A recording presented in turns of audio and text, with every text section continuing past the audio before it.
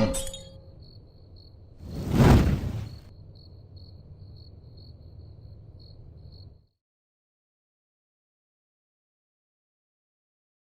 right, and action. Good morning. Hi. Beautiful place here. Thanks. Thank you. Is this all yours? Yes, actually, my folks. Yeah, great. Could we have predicted the destiny that awaited this shy teenager when he did his first screen tests 40 years ago? And yet, it's enough to see the ease with which he turns off the smile he was too often reduced to wonder about his dark side.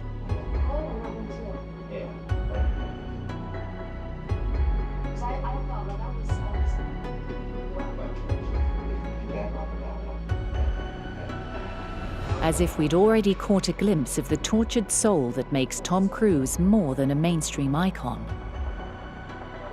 A complex, elusive being.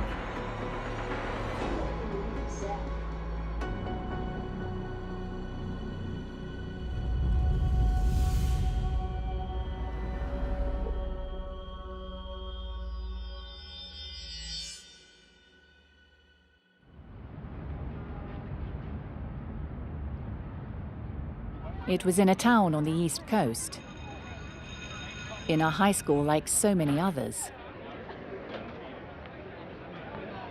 In the late 1970s, the destiny of a young, seemingly ordinary American hung in the balance. Uncomfortable at school, he dreamt of being a top-level athlete, before embarking on an acting career by accident. I was in high school, and I injured myself in wrestling. And I decided to go out for a musical because I sing. And it hasn't been a long, hard, tough climb to success for you, has it, Tom? Boy, every day I pick up the papers, there's something about Tom Cruise in there going on. Do you claim luck in all of it? well, yeah, I feel very fortunate. I mean, there's a lot of good young actors out there. Yeah. And it just seems that I, got the opportunities and just took the best of each opportunity, though. But I do feel very fortunate. 3 years, I've been really lucky. Luck? Maybe. Or the first signs of an extraordinary destiny. From his very first screen appearance in the motion picture Endless Love, though he was just an extra, Tom Cruise revealed the youthful masculinity that would become so familiar to us. Hey, I tried that. Did I ever tell you guys? 8 years old and I was into RC. You're full of it. No, I'm serious. I lit a whole pile of newspapers. You ever try to light a whole pile of wet newspapers? Jeez, it smokes like crazy. Hey! Wait! It's in Taps, his first real role, that we discovered his chops. Haunted, close to breaking point, Like they did Charlie. The bastards killed him! he was already impressive.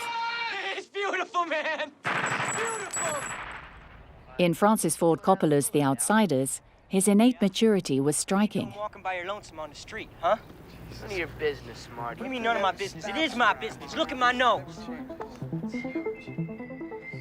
From barely 3 movies, one thing was perfectly clear. Tom Cruise was a born actor. But steeped as he was in ambition and talent, how could this 19-year-old kid, who played soccer with the Outsiders crew, doubt that he had a date with America?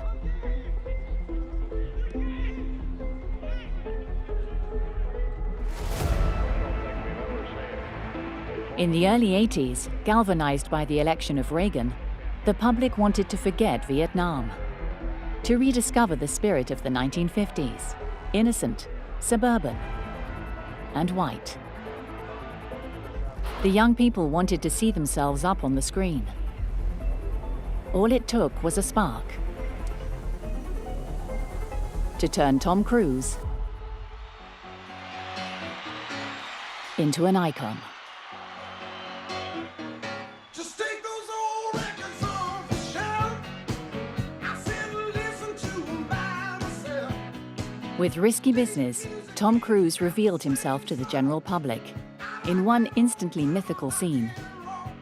The country fell under the spell of this young, uninhibited boy. The meeting of a liberated sexuality and an ultra-liberal America. I mean, doesn't anyone want to accomplish anything, or do we just want to make money? Make money. Just make money. Yeah. Make a lot of money. What about you, Joel? Serve my fellow mankind. Oh, Thank you for that. Good. Get out of here. This movie for teenagers in which he was the star was the 10th biggest success at the US box office that year. But to him, Rich Kid was a character role. He came from another America. My parents got divorced. I was like 12 years old. I was living in Louisville, Kentucky. I have 3 sisters and my mother at that point, and it was just us 5. And we didn't have any money. I guess I'm still kind of going through that stuff, feeling guilt about divorce, you know, and for years I ignored it. You know, I kind of shut that off from my life. It's painful, you know, always. His father didn't just leave home. He also abandoned his family. Raised by his mother with his 3 sisters, Tom Cruise's life followed a typically American nomadic tradition. Canada, New Jersey, the east of America, constantly moving house. He attended 14 different schools in 15 years.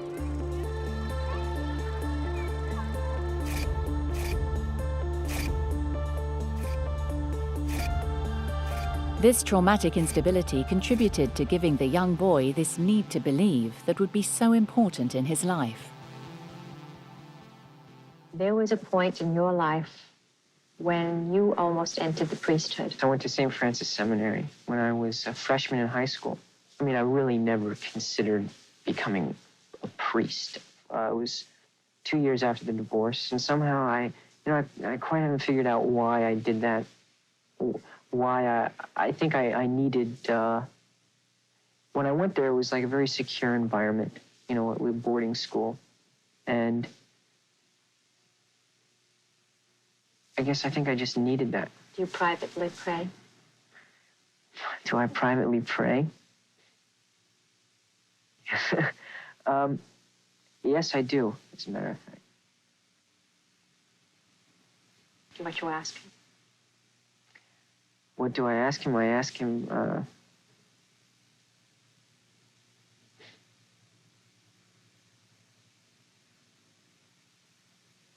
I guess what I ask him myself to be helping. And the miracle would happen. Hey, this is, when the new destiny of Tom Cruise I'm on my way. met that of America. Fellow Americans, I'm coming before you tonight about the Korean airline massacre.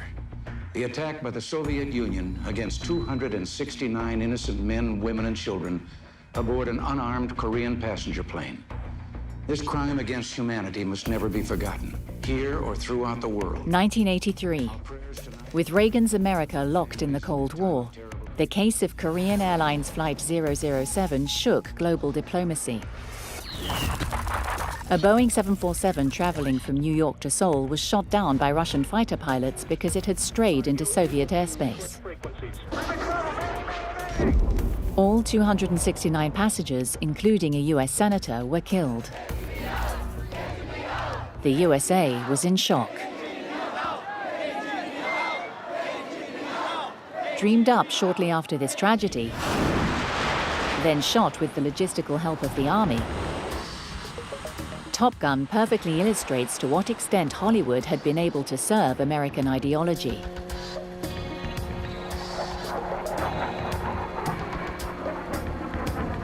Even the Navy's technical advisor on set didn't expect to be working with producers as conscientiously Reaganite. My role was to tell them what reality was, and then they would do what they wanted to do. Let's see what you got now, Chester. You'll say, we can't do that, that's not real. Yeah, but Mom and Pop in Oklahoma want to see that. Mom and Pop in Oklahoma are the generic people that are going to go see the movie. One of the things they said was, we have to have a locker room scene. We're paying $1 million for Tom Cruise, we've got to show some flesh. Some shots really did transform Tom Cruise into a real drawing card for the Navy. But the actor wanted to be more than a body serving a motion picture. Knowing that he was wanted, and therefore in a position of strength, at only 25 he demanded maximum control, to give Top Gun extra soul. I just got involved in terms of developing the script, just to see where it went, you know, to see if what they wanted to do with it, what I wanted, you know, from the piece, that I felt that I could give anything to it. And that went on for about 2 months, and then I decided, yeah, let's go for it. I went to rushes every night. I saw it in the early stages, the first cut. I was very happy. I mean, it was what I had expected. I wanted, you know, the character, getting involved with Maverick and who he is. What is a fighter pilot? You know, what is it that makes this guy tick, and get people involved with that. I wasn't interested in making a war picture, you know, which this could have easily turned out to be. To compensate for this interventionism, the actor's involvement was total. 1, 2, 3, eject! Okay, if you're all right, give me a thumbs up. That was great. It was a good shot. This would become one of his trademarks. So you went supersonic? Yeah.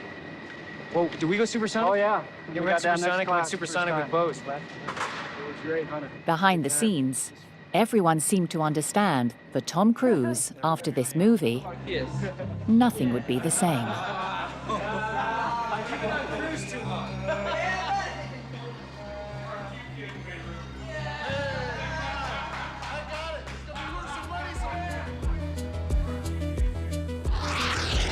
Just 3 years after Risky Business, Top Gun turned Tom Cruise into an American icon. Greetings. When he flipped the bird, it was like the whole country saying fuck the USSR, like Hollywood's answer to Flight 007. Top Gun was a phenomenon. Enlistment in the Navy boomed by 500%. Sales of the Ray-Ban model worn by Tom Cruise climbed by 40%. Top Gun was the top-grossing movie of 1986 in the USA. But when the producers offered him $5 million to shoot the sequel, Cruise refused. He knew that if he played the victorious pilot once more, the public would see him as just another action hero. He would rather catch Hollywood off guard.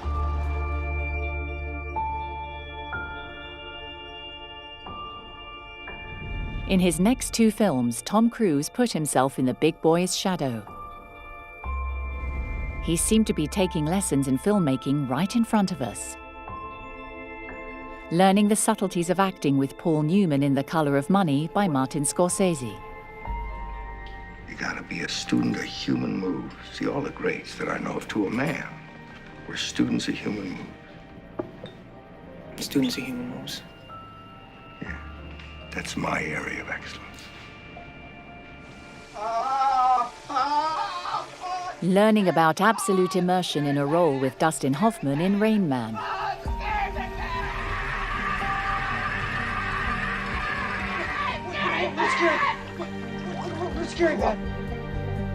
This was how Tom Cruise joined the big boys.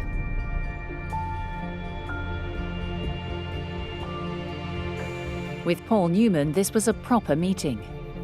The actor was his on-screen mentor, as he was in real life. Mimetic desire. Tom Cruise discovered desire.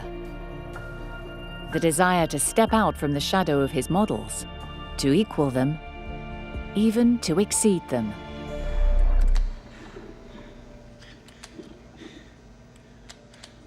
Washington! Washington! Where the fuck were you? I've been pushing this call button. I've been staring at my own fucking vomit for 2 fucking hours. What's the matter with you fucking people? A wounded man who screamed his discomfort in an impressive scene, symbolic of one man's fight against America's indifference towards its soldiers. I need a bath. Don't be raising your voice at me, Mr. Kovic. You watch your mouth. With Born on the 4th of July, Tom Cruise found a role to match his thespian ambitions. I don't feel right either. I need to see the doctor. I need to see him now. Not available I now. want to see him now. He's always too busy, isn't he?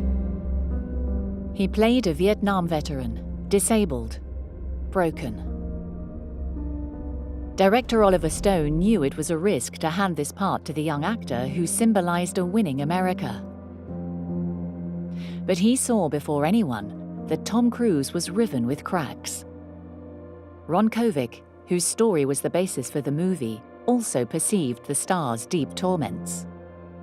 You mean to tell me that the first time Oliver ever came up to you and said, okay, you know who's going to play you Tom Cruise, that your mind didn't immediately say, hey, wait a second, just a second here. You know Top what? Gun, right wing, propaganda, he's going to play me? No, I believed Oliver when he told me that Tom and I had a lot in common. I knew he was a lot like me. I knew Tom had come from a working class background. I knew that he had grown up Catholic. But Tom Cruise was no longer a Catholic. When he shot this scene that illustrated Ron Kovic's doubts, the actor had already broken away from his religion. He's drunk again. Eli, we were drunk for a son. Leave that. You leave that alone. Give that to. You can't stay in this house. This is what you believe in, isn't it, Mom? This is what you believe in, but I don't. You can't stay in this house. I don't believe in him anymore. Go to bed, honey. His faith was now turned towards Scientology, a heretical cult born in the 60s, whose indoctrination techniques were seen by many as dangerous.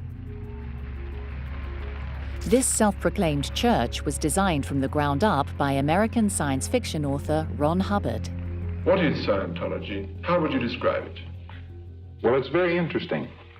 You've just asked a question like, what are the contents of the Encyclopedia Britannica? Answer in one word. After the death of Ron Hubbard in 1986, Scientology looked to grow and to obtain the status of religion in the USA. The strategy to seduce America was simple: to reassure through convincing communications campaigns, to recruit celebrities to spread the word. It was Mimi Rogers, a young actress he discreetly married in 1986, the daughter of a Scientologist pastor, who initiated Tom Cruise. Did the young actor find the answers he was seeking in the Scientologist creed? Here he is, at any rate, as a missionary preacher, ready to tell us about a miracle that Scientology fixed for him. You were dyslexic? Yes. And I didn't, it was something that I felt that I had to hide. It was something that was very embarrassing and very traumatic at times, because it's bad enough going in as a new school. I did. But there is something that is really, remedied that, which is Scientology. Yes. L. Ron Hubbard has a technology, and I apply that technology, when I study and when I read and when I work on things, and I realize that I'm not dyslexic. And, it actually has changed my life in that regard, because I am now able to study and learn at such a rapid, high rate, and my comprehension is absolutely incredible. Is it a religion? Yeah, by definition, it is a religion. And does it bother you that it is considered so controversial, that it is considered a cult, that it has been investigated? I'm not telling you anything you don't know. Doesn't matter to me. Whatever anybody thinks or what they don't know, I know what I know. Intoxicated by his commitment to Scientology, which would end up acting as slow poison on his career, Tom Cruise approached the late 80s as a conqueror. Born on the 4th of July grossed more than $160 million worldwide. Above all, thanks to his haunted acting. For Tom Cruise, the way ahead was clear. The winner is... First, the Golden Globes. Tom Cruise, born on the 4th of July. Then, the Oscars. And the Oscar goes to... Daniel Day-Lewis in My Left Foot. Tom Cruise came across someone even more intense than him. But this failure at the Oscars also symbolized the frustrated relationship between the star and his peers. What the ambitious wounded actor was paying for here was perhaps also a form of cinematic insolence. The actor liked to give himself the best role. And when he charmed a whole nightclub in Cocktail, You are poets! I am the world's last farming poet. or when he rumbled onto our screens in Days of Thunder, his arrogance made for tremendous screen presence, which some say overshadowed his acting potential. Days of Thunder was one film too many for the critics in the US who were beginning to deconstruct his magic formula, here reduced to a simple sleight of hand. It has the same structure as Top Gun, The Color of Money, and Cocktail. Cruise is always the natively talented kid who's undisciplined. There's always the older mentor. My best friend in the world. You get back in that car, you'll die. You'll die. There's always the piece of equipment, whether it's a cocktail shaker, a pool cue, a jet airplane, or a car. There's always the taller, wiser, more mature woman who brings him into her emotional sphere and helps him to grow up emotionally. Why did you humiliate me like that in Jamaica? This is some real genius in your flying, Maverick, but I can't say that in there. You want to control something that's out of control. That's what you said to me, wasn't it? Well, I'm going to let you in on a little secret that almost everybody else in this world automatically knows. Control is an illusion, you infantile egomaniac. Nobody knows what's going to happen next. Was it because she read him like an open book that falling head over heels in love on the set of Days of Thunder was so immediate and obvious? These two young actors had so much in common. They were precocious. Nicole Kidman, barely 22, already 7 years into her career. Their talent was dazzling, their beauty fascinating. Their romance would bewitch America. These two ambitious youngsters seemed to have twigged that the more they paraded their love in the media, the more they gained in popularity with the public, running the risk of forgetting that Tom Cruise was not just a celebrity icon.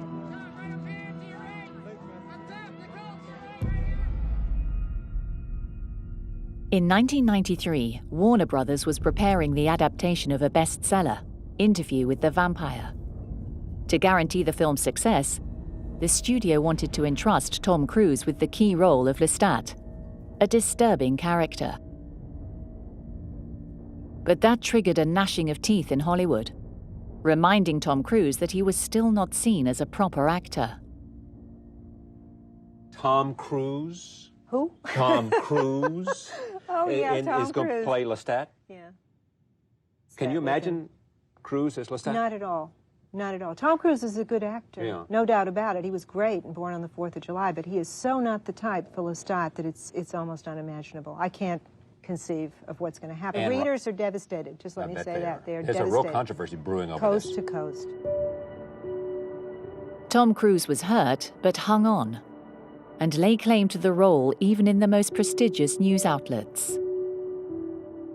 He would immerse himself in the character like never before. Frightening, fascinating, erotic. Here he ventured into new play areas and even risked sharing the screen with another sex symbol, a daring ambiguity never before seen. Mama's gone to heaven, Shaggy, like that sweet lady right there. They all go to heaven. All but us. Do you want to frighten our little daughter? Anne Rice was won over and published a letter of apology. She recognized that the actor perfectly understood her character. Perhaps because, basically, as the film's director Neil Jordan knew, there was already some Lestat in Tom Cruise. The world of a vampire is not that different from the world of a massive Hollywood star, yeah? You're kept from the harsh daylight. You live in strange kind of seclusion. Every time you emerge, tremendous kind of ripple runs through people. And as well as that, you're condemned to be eternally youthful in a way. Condemned to eternal youth. As if his character of the aging, cursed old man in Interview with the Vampire reflected a new concern. The American teen icon no longer allowed himself to grow old.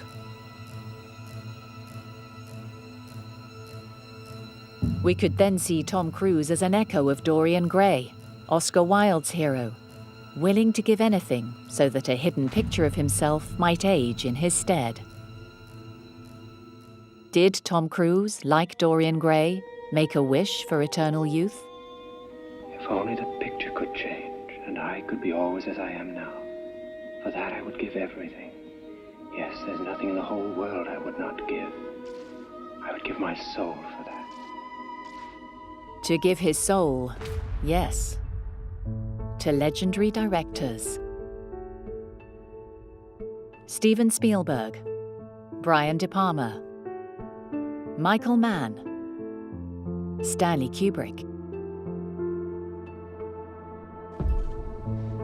And as if his wish had come true, his on-screen characters no longer aged. Young father at 54 or 36. Womanizer at 38 or 47. Coconut. It's loaded with electrolytes. Secret agent at 55 or 32.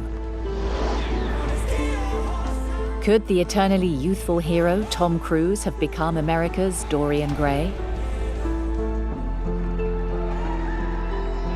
Because like the Oscar Wilde character, whose charm was magnified tenfold by his supernatural youth, Tom Cruise would bewitch the public more than ever. Between 1993 and 2005, 10 of his movies exceeded box office receipts of $100 million in the continental US, a record that enabled him to impose his rules on Hollywood. He became co-producer of his films. His name on the poster overshadowed that of prestigious directors. The public now went to see a Tom Cruise. And as if to protect himself, he called on a communications expert, Pat Kingsley. She immediately banned him from talking about Scientology in the media. The real Tom Cruise became a mystery. Unfathomable, always searching for the role that would make him one of the greats, he now seemed to reserve his torments for directors. Though things did come close to imploding when he offered his soul to a giant. You're working with Kubrick now in London? Yes. On what movie? Eyes Wide Shut? Yeah, with my wife. And this is a mystery? Comedy? It's a modern... modern thriller about sexual obsession and jealousy. The obsessed person is you or your wife? It's a modern thriller about sexual obsession and jealousy. Tom Cruise's smile spoke volumes. I'm not allowed to say. The ambitious actor, who had always wanted to be more than a movie star, had just been chosen by the most prestigious of directors. For his next film, focused on a couple in crisis, Stanley Kubrick wanted to work with a married couple of actors. I was informed that he wanted Nicole and I in the movie. So I read the script and flew immediately to where he was, to his property, and I landed on his property in this helicopter. They didn't hesitate for a moment. Tom Cruise, Nicole Kidman, and their 2 children moved to England, where the director lived. And Stanley Kubrick obtained Tom Cruise's availability for as long as he saw fit. As if the director was locking the couple away in a goldfish bowl in order to accomplish his experiment. There were a lot of people in my life that were saying, when are you coming back? And I remember talking to Stanley, and I said, Stanley, look, I don't care how long it takes, but I have to know. Stanley Kubrick had announced 6 months of principal shooting. It would last 3 times as long. Eyes Wide Shut is, to date, the longest shoot in the history of cinema. The actor, in every shot, replayed the same sequence up to 90 times to take in every camera angle. Stanley would say, look, we gotta earn every scene with this character, every single moment. At times that we couldn't get it, you know what I mean? And it was just like, you know, fuck. Like Bill Harford, his character that is taken to an unknown destination, Tom Cruise lets himself be guided by Stanley Kubrick. And like Bill Harford, he is haunted by the images of his wife who gives herself to another. For 6 days, he was kept away from the set, while Stanley Kubrick shot erotic scenes featuring a young actor and Nicole Kidman. Torture. The couple also took part in psychoanalysis sessions in the presence of the director. The more Stanley Kubrick interfered with them, the more the shoot ate away at them, without knowing whether the film fed on their intimate tensions or if it caused them. There were times where it was very difficult during the making of the movie.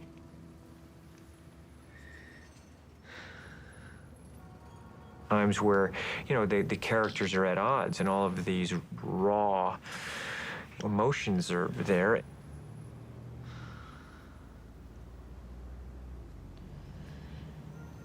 does invade your life. It is there. It is pervasive, especially I worked every single day. We could no longer tell if Tom Cruise was playing for Stanley Kubrick or if Stanley Kubrick was playing with Tom Cruise, as some scenes deliberately echoed the actor's experience. Like this encounter that evoked the star's hypothetical hidden homosexuality, one of the recurring subjects of the tabloid press. Christmas, Mary! My brothers are back there. Prime cut of meat, baby! You want to take a ride in this bike, Kelly, you stupid faggot? It's like we got a moon puncher going on here, huh? You should have standing so close. Get out of here. I got dumps that are bigger than you. Come on, Macho Man. Come on, Macho Man. You want a piece of this, baby? Exit only, honey. I thought Cruise was fine in the film, and I think he helps it to a degree because I think he is a figure whom the audience does kind of fixate on. Because it's Tom Cruise, everyone in the film relates to him sexually. Every single character in this movie looks at him in a particular way. Going anywhere special? No, I'm just taking a walk. You can see that there's something crumbling underneath that smile. He's not a good guy at all, and you don't really know what's in there.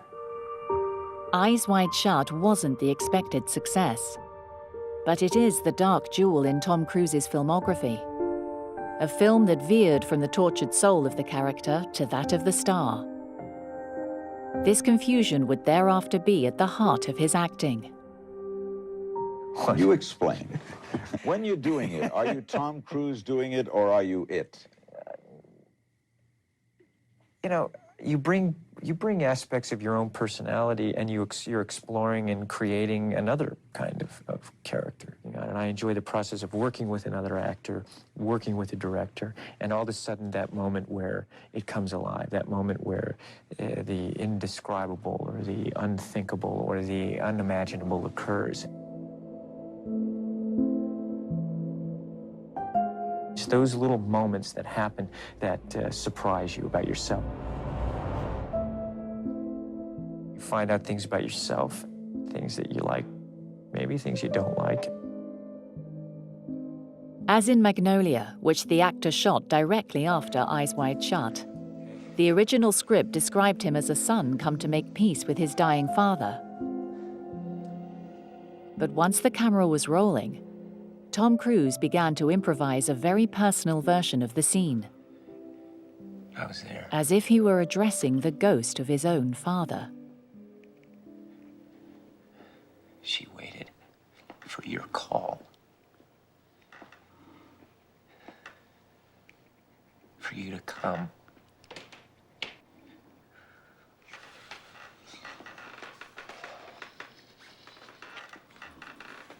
I'm not gonna cry. I'm not gonna cry for you.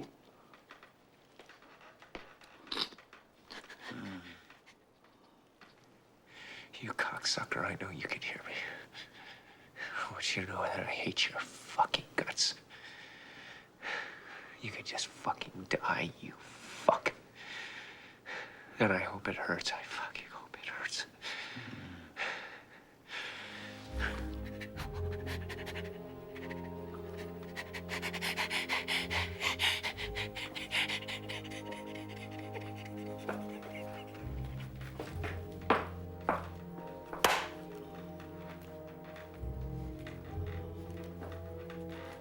Whether revealing his soul through cathartic improvisation, or whether letting the camera do the work on this very slow tracking shot, Tom Cruise was impressive. His performance earned him another Oscar nomination. This year's nominees for the Best Supporting Actor: Tom Cruise in Magnolia,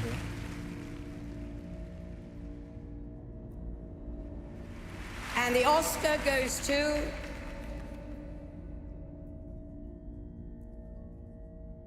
Michael Caine in The Cider House. A third disappointment. Tom, who, if you had won this, your pot price would have gone down so fast. Have you any idea what supporting actors get paid? As if once again, his box office success was condemning Tom Cruise to the indifference of his peers. He who was then dominating Hollywood with Mission Impossible 2, the big global hit of the year 2000. Did the actor fantasize about himself as a misunderstood martyr of cinema when he shot this dizzying sequence? Once again, it is the fate of America that would write his name in the history of Hollywood.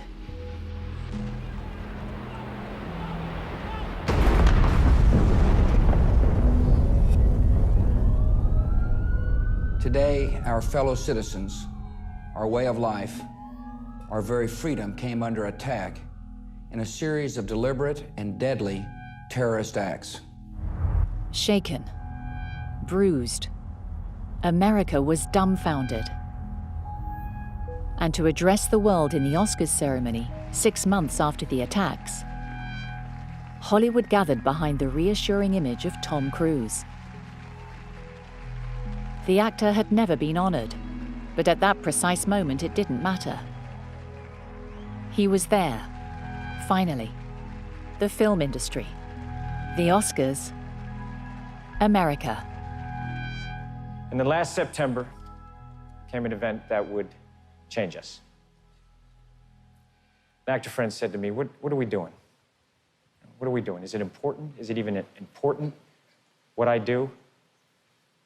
And what of a night like tonight? Should we celebrate the joy and magic that movies bring?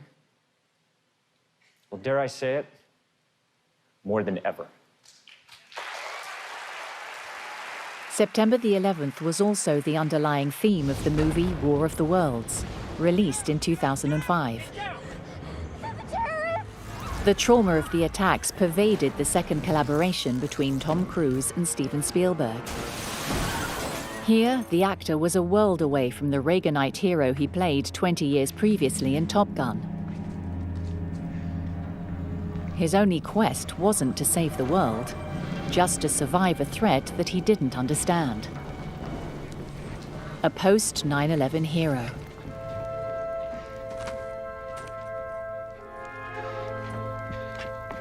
At the time, Tom Cruise earned the second highest fee in Hollywood history.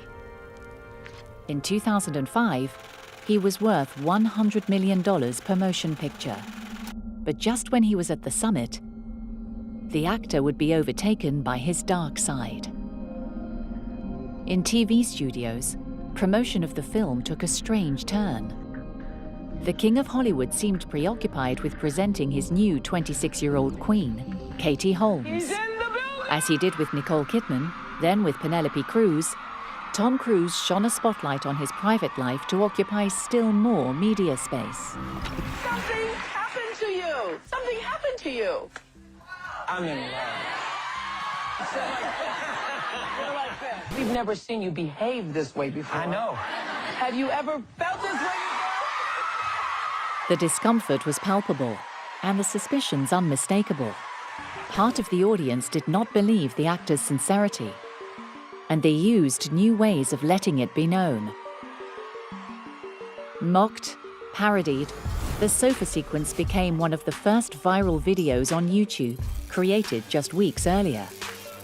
Though unthinkable, the inevitable fall of Tom Cruise had begun. He was not yet aware of it.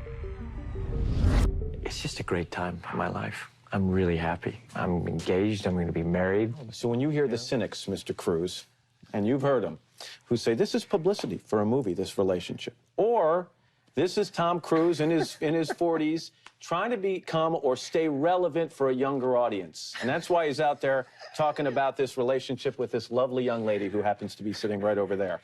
How do you respond to that? I have never worried, Matt, about what other people think and what other people say. Katie has mentioned that she is embracing or at least exposing herself and opening herself up to Scientology. At this stage in your life, could you be with someone who doesn't have an interest? You know, Scientology is something that you don't understand. It's like you could be a Christian and be a Scientologist, okay? Scientology is something... So it doesn't replace religion.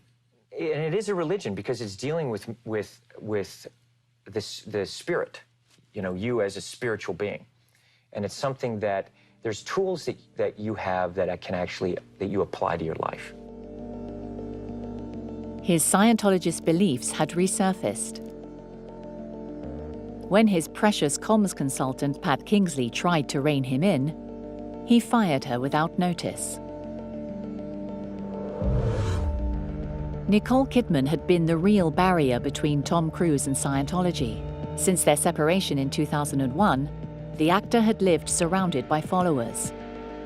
Press, TV, even an opening in Madrid. He had become the face of this opaque cult, considered in certain countries as a sect. An overzealous spokesman, a total fanatic, he didn't realize that his movie star image was being tainted by each turn on the stump. Like when he delivered his controversial take on psychiatry, Scientology's pet peeve. Here we are today, where I talk out against drugs and psychiatric abuses of electric shocking people, okay, against their will, of drugging children with them not knowing the effects of these drugs. Do you know what Adderall is? Do you know Ritalin? Do you know now that Ritalin is a street drug? Do you understand that? The difference is this was not against her will, though. But this wasn't against Brooke's will. Matt, I'm asking you a question. I understand there's abuse of all of these things. No, you see, here's the problem. You don't know the history of psychiatry. I do. For the first time, Tom Cruise appeared as a disturbing character in America's eyes. Dangerous even, when several internal videos stolen from Scientology leaked onto the web. While he was seen as one of the most influential stars in the world, we saw him pledging allegiance to the leader of the Church of Scientology and abandoning all critical thinking. I've met the leaders of leaders, okay? I've met them all. So I say to you, Sir COB, we are lucky to have you, and thank you very much. He vehemently claimed his cult possessed supernatural powers. When you drive past an accident, it's not like anyone else. As you drive past, you know you have to do something about it because you know you're the only one that can really help. We are the authorities on getting people off drugs. We are the authorities on the mind. We are the authorities on improving conditions. This vision in War of the Worlds of a haggard man wandering alone in a dilapidated universe seemed prophetic. After this film, the actor's world would collapse under the weight of his Scientology commitment. In 2005, Spielberg declared he would never work with him again. In 2006, Paramount announced the end of their collaboration with the actor. Like his character, Tom Cruise seemed more isolated and vulnerable than ever when the journalists applied the coup de grace. I think he's an unreliable witness to his past, and I think that he's changed his past, especially when he talks about his dyslexia, in relation to his faith in Scientology. And I discovered that actually he was a slow reader, but by the age of 12, he'd had sufficient help and encouragement from specialist care people. It was as if the picture that America's Dorian Gray had hidden from the world finally appeared, and the audience had glimpsed fragments of a face they had never imagined. Vanity Fair magazine reports that the church once embarked on a top-secret project to find Cruz a wife. He's very high up in the church, so it's not really surprising that they're involved with all facets of his personal life. I'm saying he's de facto second in command.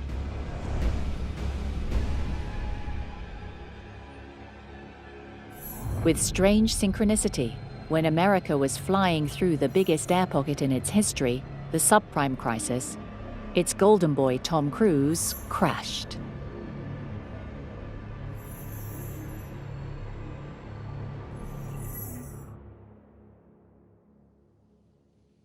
Given the nature of technology, it is my assertion that it's not possible to cut ourselves off from one another.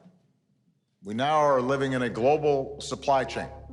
Our growth comes through innovation and ideas that are crossing borders all the time. Tom Cruise would also abolish borders. America's fallen hero saw, early in the 2010s, that the path to his resurrection would be via planetary consecration. That was one of the strokes of genius of the Mission Impossible saga, in which Tom Cruise, still co-producer, controlled all stages from writing to editing. Each film was the pretext for a world tour, cleverly crafted to conquer all markets.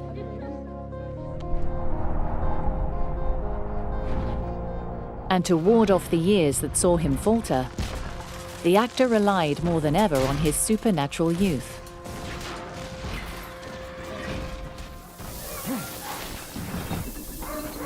Now over 50, he is still running, faster than ever. After giving his soul to cinema, he now offers his body as a sacrifice through insane stunt work.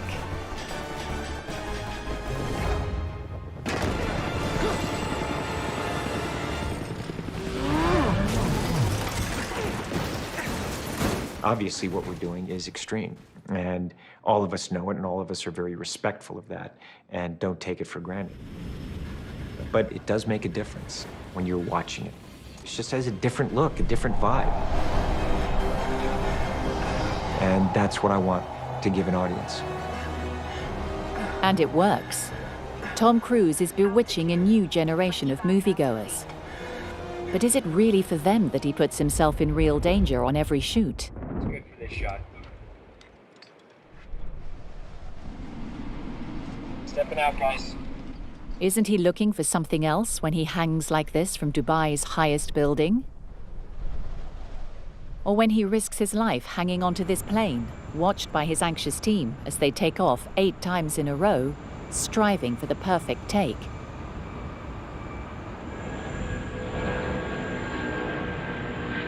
By playing cheat death, Tom Cruise is muddying the waters still further. Watching the movie, is your fear for the hero or for the actor? At the time of these barely credible shots, reality seems to be overtaking fiction, and soon, science fiction. We learnt in 2020 that these images of astronaut Tom Cruise in the movie Oblivion, shot some 7 years earlier, were premonitory. NASA confirmed their plan to work with Tom Cruise on a film that would be shot in outer space. The head of the space agency confirming Cruise will make an action movie on the International Space Station. Sounds like you're ready to go. Well, I'm ready to go. Ignition. If all goes according to plan, Cruise will be the first actor to travel to space. But even as he aimed for the stars, the actor seemed caught up in his own shadows, even on the screen. As he was shooting this heart-wrenching scene, his relationship was on the rocks. His wife, Katie Holmes, was leaving him. TMZ reports the 33-year-old actress reached a breaking point because of Cruz's fierce connection to Scientology, saying she filed for sole custody, fearing the organization's growing influence on their daughter Suri's life.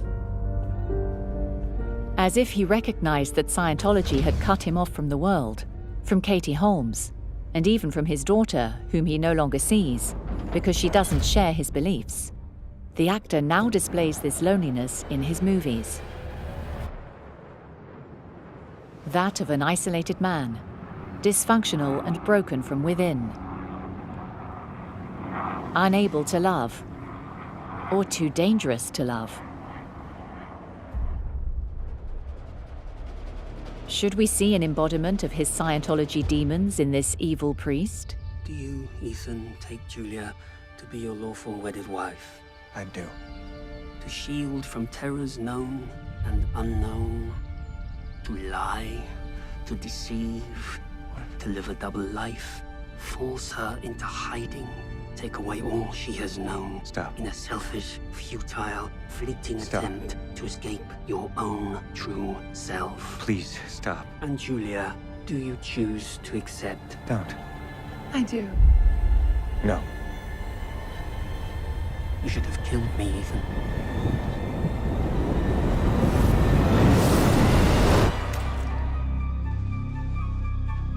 Despite the success, his cinema also bears the scars of his Scientology commitment.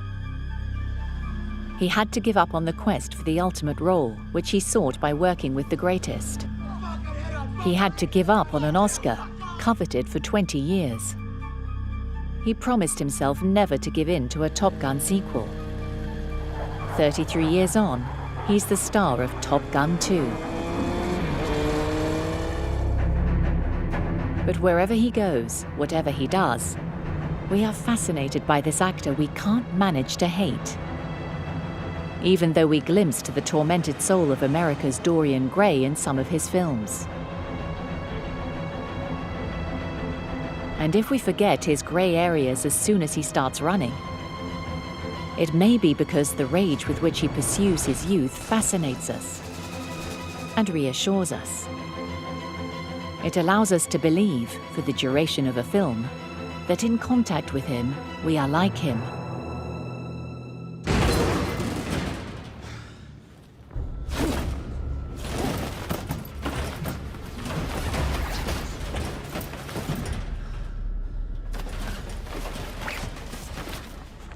Stronger than time.